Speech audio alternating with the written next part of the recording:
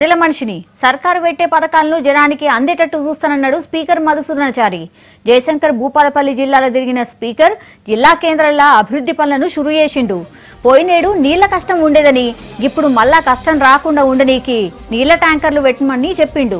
ఇక గవిటిని జనం వాడుకోవాలన్నాడు. వచ్చే ఏడాది మిషన్ భగీరథ నుంచి ఇంటింటికి నల్లా కనెక్షన్లు ఇచ్చి తాగే నీళ్లు అందిస్తామన్నాడు. తర్వాత 9 మందికి సీఎం నిధి నుంచి మనిషికి 2.5 లక్షల చెక్కులను ఇచ్చిండు.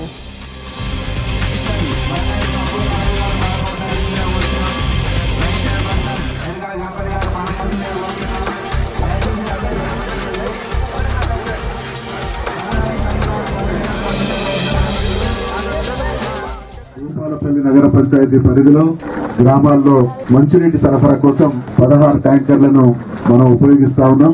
ఈ రోజు నుంచి వాడకు నీళ్ల సరఫరా కార్యక్రమం ఉంటుందని తెలియజేస్తా ఉన్నాం. తప్పకుండా ఈ 3 సంవత్సరాల కాలంలో గడచిన 2 ఎండాకాలాలలో కూడా మనం చాలా ముందు జాగ్రత్త చర్యలు తీసుకొని భూపాలపల్లి పట్టణం గతంలో అనేక సందర్భాల్లో ఖాళీ కుండలు మంచినీటికి ఇబ్బంది పడ్డటువంటి పరిస్థితి చూసినాం. ఈ ఒక్క సంవత్సరమే నిజంగా మనందరి గడ్డు కాలం.